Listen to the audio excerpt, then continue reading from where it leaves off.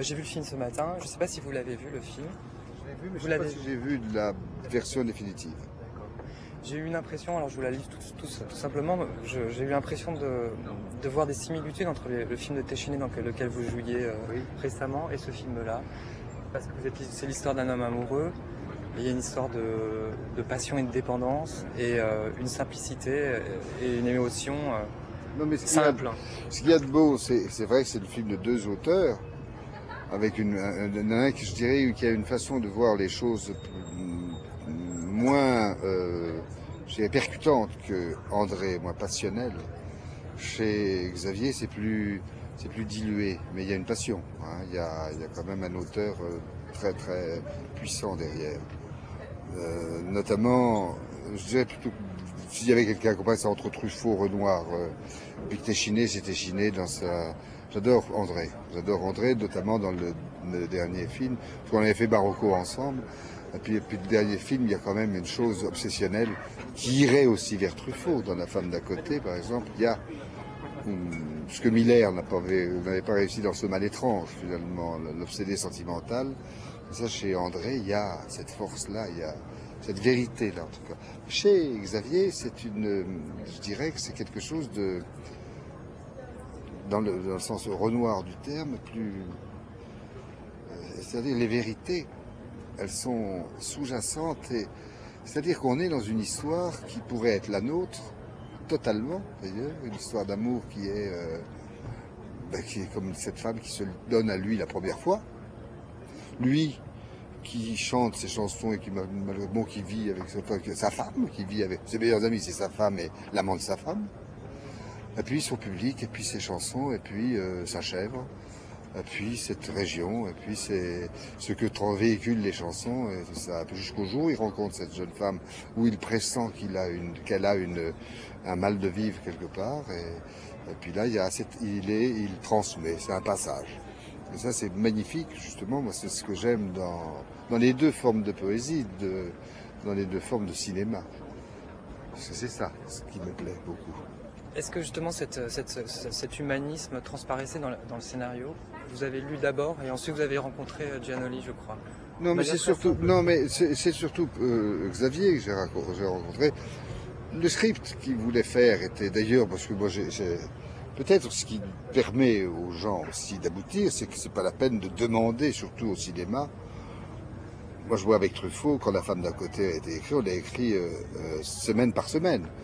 Il y avait, Piala, on écrivait, il y avait un synopsis, excepté Sous le soleil de Satan, où on avait travaillé ensemble sur cette présentation du diable, là, quoi, voilà. Mais autrement, tout était, il y a qu'à, comme il disait lui, il y a qu'à prendre les pages de Dostoïevski et tourner chaque page.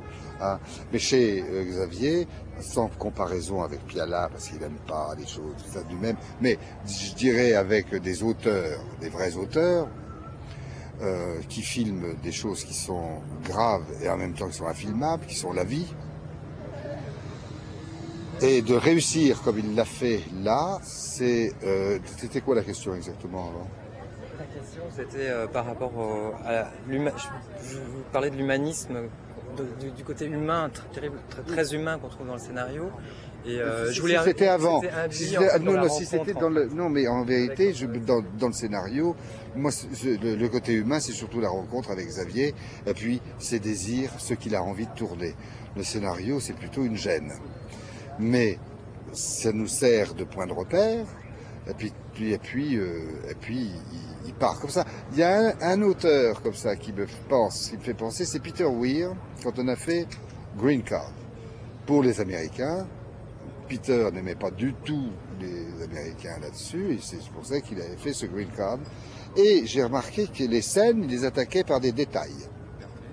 Ce que pourrait très bien dire comme Moravia parlait sur le détail.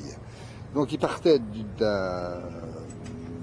d'une main qui pose une clé, puis hop, ou qui prend une clé, puis après la scène se construit, petit à petit, comme ça, avec Et lui, il est pareil. Il est pareil dans le script, il y avait si on avait tourné le script, on a tourné le script, mais heureusement ce script était tellement bien écrit qu'il y avait une matière derrière à mettre. Ce qu'il y avait surtout, c'était de remplir l'espace.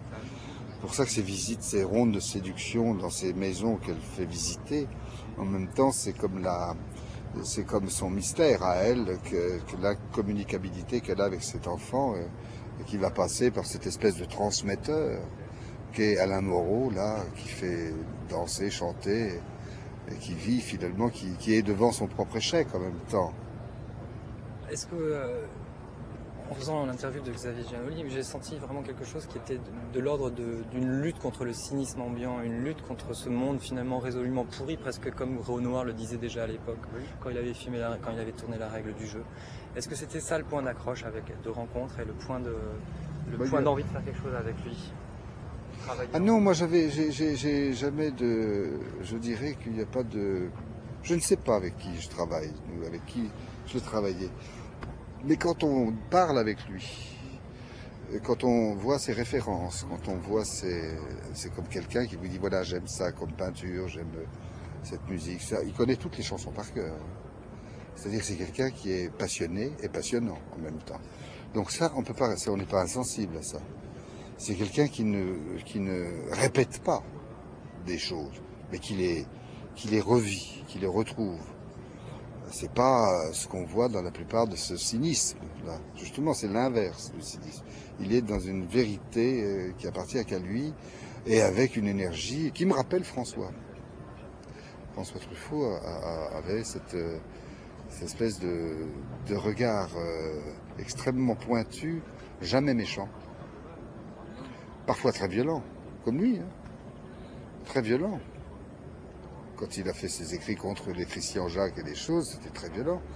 Mais jamais quelqu'un n'a parlé aussi bien de Hitchcock ou de tous les cinémas qui l'influençaient, ou de Renoir.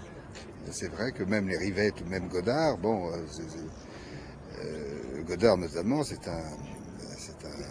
voilà, c'est même pas un voleur, quoi, je dirais. Mais il a eu des moments de génie aussi parfois. Mais le personnage est un peu, enfin maintenant non, parce que c'est quelqu'un quand même qui a eu des grandes lettres de noblesse. Donc c'est d'autres cinémas qui sont intéressants aussi. Mais c'est vrai que celui de Truffaut et celui de Xavier, comment dire, je n'ai pas de, il n'y a rien à défendre chez lui. Il y a tout à être. Ma dernière question, comment vous faites pour rester attentif à l'univers du cinéma, à l'univers des auteurs et aussi allier une carrière aussi impressionnante? Justement en vivant, puis surtout pas à penser à une carrière ou ni même à... C'est des rencontres. Il y a des rencontres extrêmement... C'est comme de suivre des peintures, j'adore la peinture, mais c'est pas forcément des peintures que je place. Il y a des choses comme ça qui viennent, et il me vient des tableaux comme ça qui viennent maintenant parce qu'ils savent que je peux les voir véritablement, et ça, bon.